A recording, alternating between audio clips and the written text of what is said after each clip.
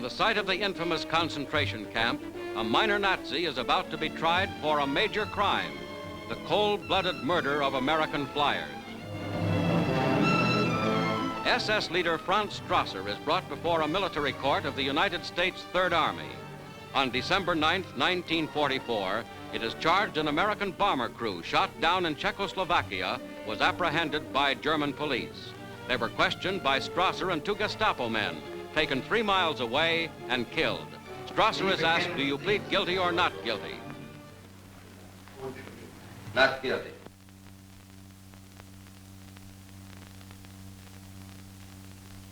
The key prosecution witness, Joseph Pusch, a German, is asked whether he can identify the accused. Here. There. That's An Army interpreter at his side, the witness tells the court he saw Strasser, using a rifle, shoot an unarmed flyer.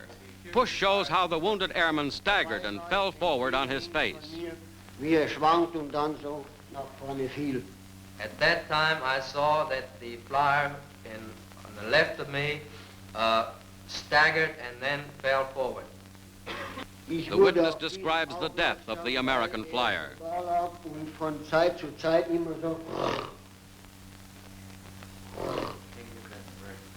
The courtroom is tense as Pusch tells that he saw blood coming from the dying man's mouth, nose, and ears. Now the prosecutor calls on the accused, whose defense is that the murdered flyers were trying to escape. Franz Strasser himself is sworn in for testimony. Dass in der Nähe von Unterheit ein amerikanisches Flugzeug gelandet oder niedergegangen sei oder abgestürzt sei. That an American plane had gone down, landed or crashed in the vicinity of Unterheit. Ich war fester Annahme, dass es sich hier flüchtige Amerikaner handelt. Did this flyer walk, the second flyer walk or run from behind the truck? Zweite Flieger gegangen oder gerannt? Strasser avoids a direct answer. Also in a hurry. Was he running or walking? Ist gegangen oder gelaufen, gerannt? Schnell gegangen. Walking fast.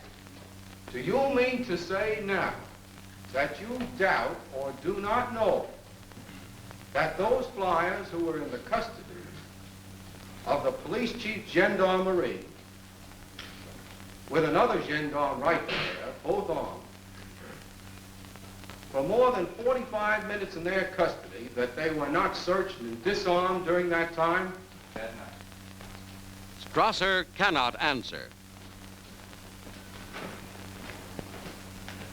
The prosecution's case rests. After weighing the evidence, the judges return to render their decision.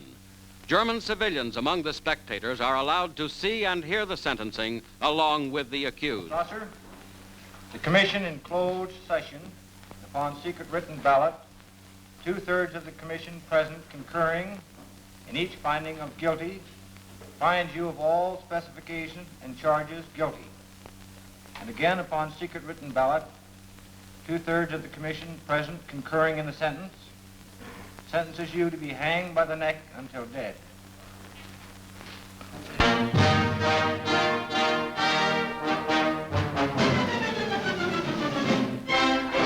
In Brussels, General Charles de Gaulle receives an ovation. He is on a visit of Franco-Belgian friendship as the guest of Belgium's regent, Prince Charles. Since this visit, de Gaulle has won overwhelming support of his proposal for a new French constitution. He salutes the Belgians, firmly united in demonstrating their traditional friendship with France.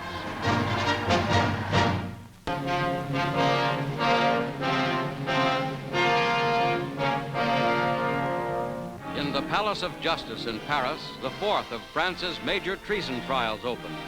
Pierre Laval, 3 times Premier of France, is tried for his life. The crowded courtroom is tense as Court President Mongibaud opens proceedings.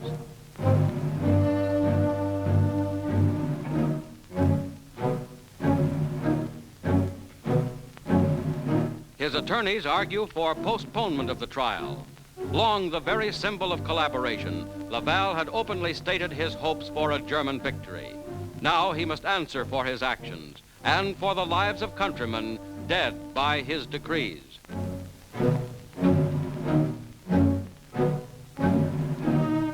Laval's second day finds Laval less controlled. The 62-year-old fascist faces the same officials who convicted Pétain. When his request for more time is denied, Laval drops his composure, hurls fiery insults at the court.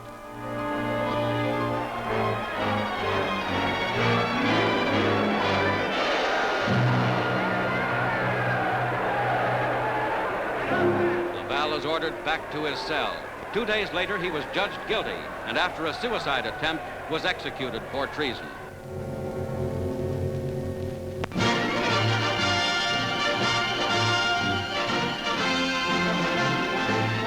In pictures released for the first time, a United States submarine in Pacific waters is shown hunting for the enemy. Moving on the surface when possible, the submarine has now picked up radar signals indicating that a Japanese ship is near. The crew goes below. The submarine slides under the water for one of the many attacks that spelled destruction for Japan's irreplaceable shipping. Through the periscope, the commander looks out over the ocean's surface. Notice the calibrations on the periscope lens.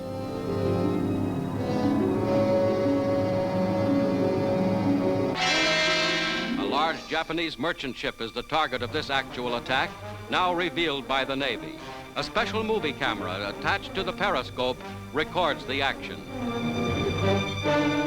A torpedo is released.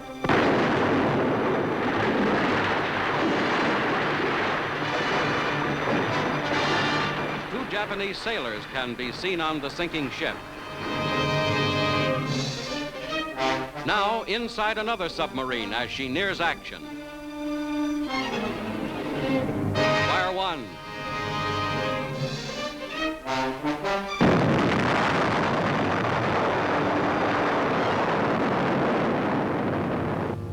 Fire two.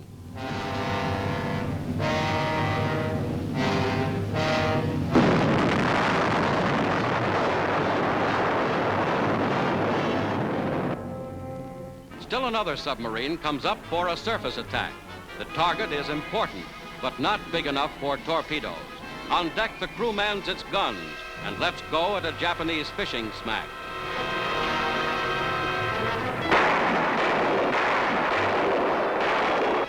Fishing boats like these were used by the Japanese for patrolling. Radar equipped, they warned of United States attacks. On June 11th this year, straight into Nagasaki Harbor went the submarine Taranti in one of the sensational exploits of the war. A large coal ship was moored to its dock.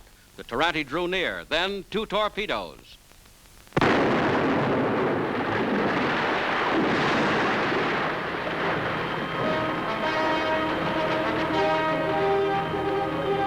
Leaving his periscope up at great risk, the Taranti's commander obtained these pictures showing the damage and the panic of the Japanese gun crews.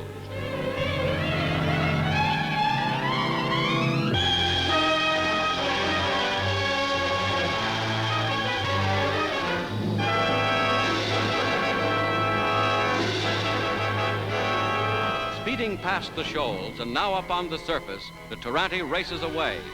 Just one of the fearless underseas fleet that braved death for months at a time to bring victory in the Pacific.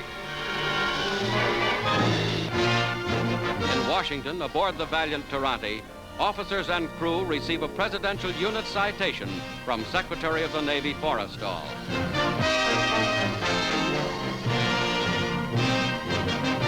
A grateful nation honors this ship, her commander, and with her every one of the 200 American submarines which sank 6 times their number of the enemy.